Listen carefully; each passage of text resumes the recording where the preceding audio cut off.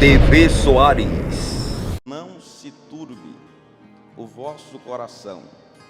Credes em Deus, credes também em mim. Amém? Somente este versículo. Meus amados irmãos, estamos diante de um texto que, sem sombras de dúvidas, é conhecido por todos nós. Sabemos que o autor deste evangelho, que é o quarto e último nas páginas neotestamentárias, é o apóstolo João, conhecido como apóstolo amado, o apóstolo do amor. Segundo as tradições da igreja primitiva indica que esse evangelho foi escrito no término do primeiro século da era cristã, em uma cidade por nome de Éfeso, localizada na Ásia Menor. A data que procede da escrita é entre 85 a 95 depois de Cristo. Este texto ou este livro tornou-se tão conhecido, tão reverenciado e marcante devido a duas grandes revelações que João escreve. A primeira, ou o primeiro propósito que destaca esse evangelho é relatar Cristo Jesus como Filho do nosso Deus. A segunda verdade é revelar para todos aqueles que acreditam, que creem em Jesus, receberá vida eterna. O capítulo e versículo-chave é o 3,16. Deus amou o mundo de tal maneira e deu seu Filho unigênito, para que todos aqueles que nele crer não pereçam, mas receba a vida eterna. Eu preciso dizer aos senhores que esse capítulo 14, precisamente, se nós observar do capítulo 13 ao posterior capítulo 17, entenderemos que estes capítulos incluem a última oração, a última ceia, as últimas palavras verbalizadas de Cristo para com os seus. Este capítulo 14, Jesus está fazendo uma das suas maiores promessas. Ele está fazendo uma das suas maiores promessas, segundo os eruditos, aqueles homens que são cultos, entendidos, que têm uma afinidade apurada da palavra de Deus. Eles afirmam que a nossa Bíblia contém cerca de 8.100 promessas. Dentre as 8.100 promessas, o Senhor Jesus vai fazer apenas 3, que é classificada como maiores promessas feitas por Ele. A primeira considerável maior promessa feita por Jesus está inserida em Mateus 16, quando ele indaga aos seus discípulos o que estavam dizendo a respeito dele por aí. E um dos responde: estão dizendo que tu és o profeta Elias, o Jeremias, algum dos profetas. E ele olha para Pedro e indaga-lhes: e tu, Pedro, o que diz a meu respeito? E Pedro é tomado por uma revelação, pela graça divina, e responde: tu és o Cristo, o Filho do Deus vivo. Jesus olhou para ele e respondeu: não foi a carne e nem o sangue que tu revelou, mas meu Pai que estás nos céus. É ele que está se referindo a si próprio, dizendo: e sobre esta pedra eu edificarei a minha igreja, e as portas do inferno. Observa a declaração do nosso Senhor. Ele está usando uma declaração no plural: e as portas do inferno, elas não vão prevalecer. Meus amados irmãos, é por isto que todas as vezes que Satanás se opõe contra a tua vida, contra a tua família, contra teu ministério, ele não vai muito longe, ele não consegue obter êxito, ele não consegue obter sucesso. É porque a igreja está debaixo da promessa que Jesus fez, que as portas não vai prevalecer contra nós. Todas as ferramentas que estão utilizando por aí, em forma generalizada, contra esta obra, contra este congresso, contra os homens e mulheres de Deus, não vai ter sucesso.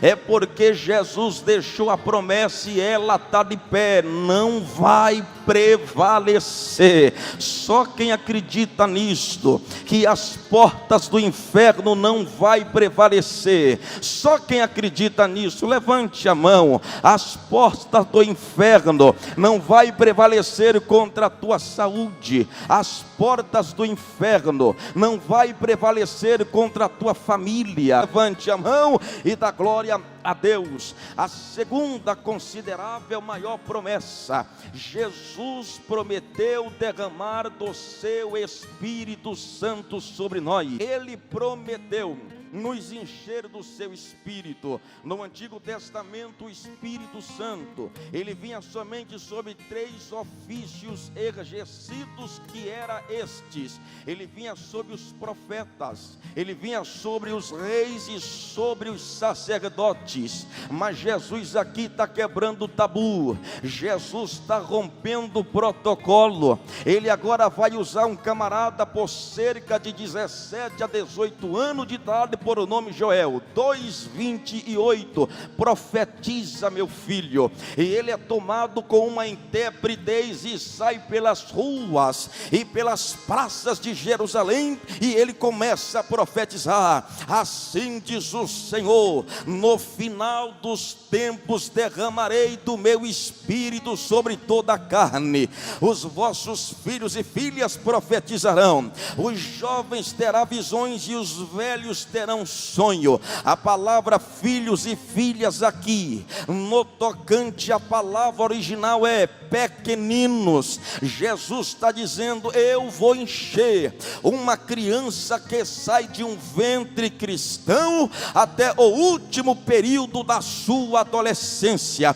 Depois vem jovens, depois vem os velhos. Quantos desejam ser cheios por ele nesta manhã? Diga para esse crente que está do lado: Jesus quer nos encher do seu Espírito. Ninguém vai conseguir parar uma igreja genuinamente cheia do Espírito Santo. Este Pentecoste chegou no nosso país, Brasil, entre 1912 a 1910, e eu me lembro muito bem que foram através de 2 jovens suecos, Daniel Berg e Gunnar Wingli, que tiveram uma visão e Deus mostrou-lhes o nome Pará. E ele, quando vê este nome, não está para discernir, vai à biblioteca pesquisar e descobre que tratava-se de um estado do norte, país Brasil. Ele sai dos Estados Unidos em uma embarcação, chega em Belém do Pará, conhecida terra mãe do Pentecoste, e as pregações deles não era outra senão esta: Jesus batiza com o Espírito Santo, Jesus enche com o Espírito Santo. O que é um batismo? É um revestimento do poder de Deus. Esta manhã Deus vai nos revestir até transbordar. Ele vai nos encher até transbordar. Alguém não creu muito nas pregação deste jovem. Foi quando uma senhora, por o nome Celina de Albuquerque, resolve doar o porão da casa dela para dar continuidade a fazer culto para Jesus, e de repente, quando ela vai dormir, entre o horário de 3 a 4 da manhã, ela se ajoelha e faz uma oração: Senhor, se tu és com aqueles 2 jovens missionários, eu quero falar o mesmo idiomas que ele fala do céu. Foi quando desceu um rolo, um manto da presença de Deus no quarto da velhinha, e com 89 anos de idade, ela começa a dançar, a bailar no Espírito e falar línguas estranhas, considerada a primeira mulher a ser batizada com o Espírito Santo no país Brasil. De lá para cá, já são mais de 100 anos de Pentecoste, e eu ainda não vi ninguém que vai conseguir camuflar, eu ainda não consegui ver ninguém que vai conseguir parar uma igreja cheia do Espírito Santo. Quantos acreditam que ninguém vai parar? Deixa eu ver quem quer ser cheio por Ele nesta manhã. Abra a boca e dá glória a Deus. Adora ao Senhor Jesus. Eu vou deixar você adorar a Ele, vai. Eu vou deixar você adorar a Ele. Adore a Ele só quem quer ser cheio. A promessa está de pé. Ele prometeu nos encher do seu poder. Ele prometeu nos encher do seu Espírito. Então se encha agora. A oportunidade agora. Quem pode dar glória a Deus, erga, pois, a voz e adora. A terceira e considerada a última promessa é: Ele prometeu voltar. Me escuta bem, é o Espírito Santo quem vai fazer o distinto papel de arrebatar a igreja. O mesmo Senhor descerá dos céus com alarido e voz de arcanjo e a trombeta de Deus, e os mortos serão ressuscitados.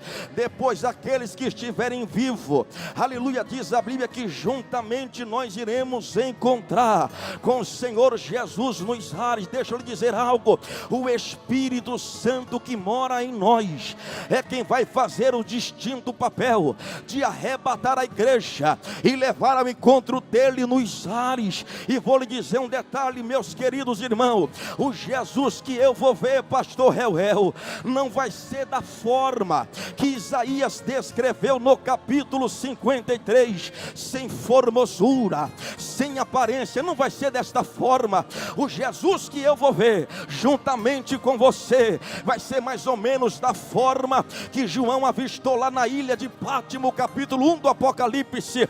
Eu vi um semelhante ao Filho do Deus vivo, e o seu rosto resplandece como o sol, os seus cabelos são brancos como a lã, os seus olhos como tocha de fogo, a sua vestimenta mais alva do que a neve, em seu ombro há um cinto estendido de ouro, os seus pés está como latão reluzente, na sua cabeça uma coroa com 7 diademas, e na coxa dele há uma frase que Satanás passa mal. Está escrito lá: Ele é Senhor dos senhores e é Rei dos reis. Deixa eu ver quem vai ver Jesus como Ele é. Deixa eu ver quem vai ver Jesus como Ele é. Levante a mão só quem vai ver Jesus como Ele é. Segure a mão lá em cima assim para eu profetizar.